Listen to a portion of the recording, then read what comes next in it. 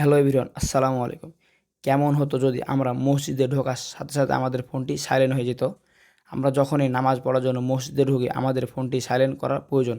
তো সেক্ষেত্রে অনেক সময় আমরা আমাদের ফোনটি সাইলেন্ট করতে ভুলে যাই। যার কারণে আমরা যখনই নামাজ পড়া আরম্ভ করি আমাদের ফোনে কেউ যদি কল করে সেই সময় আমাদের ফোনের রিংটোনটি বেজে ওঠে। যার কারণে আমাদের নামাজের বিঘ্ন ঘটে এবং অনেক সময় নামাজটি নষ্ট হয়ে যেতে পারে। সো আজকের ভিডিওতে আমি দেখিয়ে দেবো কীভাবে আপনারা মাত্র একটি সেটিং অন করার মাধ্যমে আপনারা যখনই মসজিদে প্রবেশ করবেন আপনাদের ফোনটি সাথে সাথে সাইলেন্ট হয়ে যাবে। তো কী সেই সেটিং দেখতে হলে ভিডিওটি কোনো প্রকার স্কিপ না করে শেষ পর্যন্ত দেখতে হবে। চলুন বেশি কথা না বাড়িয়ে ভিডিওটি শুরু করা যাক।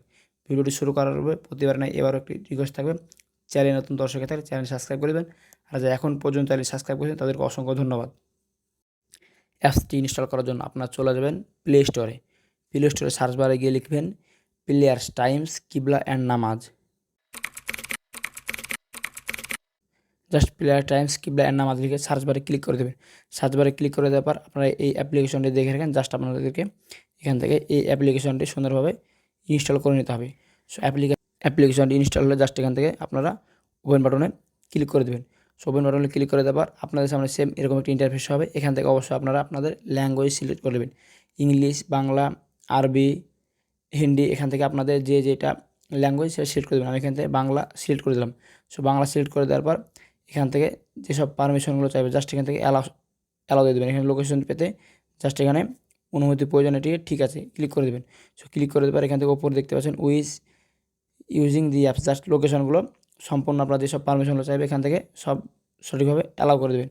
সে অ্যালাউ করে দেওয়ার পর এখান থেকে দেখতে পাচ্ছেন সম্পূর্ণ হয়েছে, জাস্ট এখানে ক্লিক করে দেবেন। সেখানে ক্লিক করে পর এখান থেকে অ্যালাউ বাটনে ক্লিক করে দেবেন। অ্যালাউ বাটনে ক্লিক করে দেওয়ার পর এখান থেকে যে কাজটি করবেন আপনারা এটি অবশ্যই পড়ে নেবেন।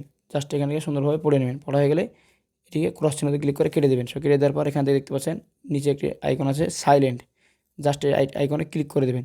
আইকনে ক্লিক করার পর আপনারা এখান থেকে প্রত্যেকটা ওয়াক্তেরই সময় সেট করে দেবেন। এক্ষেত্রে আমি একটা সময় দেখিয়েছি, জাস্ট আপনারা এভাবে প্রত্যেকটা সালাতেরই সময় সেট করে দেবেন। এখান থেকে আমি জোহরে ক্লিক করছি।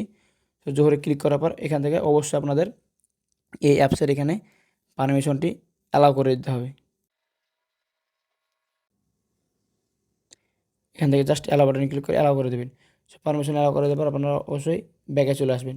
সো ব্যাকে চলে আসার পর এখানে আবারও ক্লিক করে দেবেন জোহরের উপর ক্লিক করে দেওয়ার পর জোহরে ক্লিক করার পর এখান থেকে আপনারা অবশ্যই আপনাদের লোকেশন অনুযায়ী এখান থেকে আপনারা আপনাদের সময়টি নির্বাচন করে দেবেন। আপনাদের লোকেশন যেখানে আপনাদের যে সময় নামাজটি শুরু হয় জাস্ট এখান থেকে আপনারা সম্পূর্ণ দেখে শুনে আপনারা এই সেটিংটি করে নেবেন। দেখতে পাচ্ছেন এখান থেকে 13টা মানে 1টা থেকে 1টা 31 এর মধ্যে মোটামুটি জোহরের নামাজ শেষ হয়ে যায়।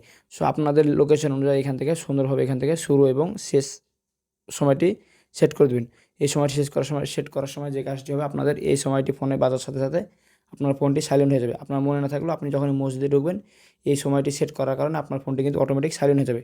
সেভাবে চাইলে আপনারা এই সেটিংটি করে রাখলে আপনাদের ফোন আপনি যখনই মসজিদে নিয়ে যাবেন সাথে সাথে কিন্তু আপনার ফোনটি সেই সময় অনুযায়ী সাইলেন্ট হয়ে যাবে। যার কারণে আপনার টেনশন থাকতে হবে না যে আপনার ফোন সাইলেন্ট করা লাগবে কিনা। সো ভিউয়ার্স, আজকের ভিডিও এই পর্যন্ত। কেমন লাগলো অবশ্যই মতামত কমেন্ট বক্সে জানাবেন। আর ভিডিও যদি আপনার কাছে একটু ভালো লেগে থাকে তাহলে অবশ্যই লাইক দিয়ে দেবেন। দেখা হবে সামনে নতুন আরেকটি মজাদার ভিডিও নিয়ে। ভালো থাকবেন। আল্লাহ হাফেজ।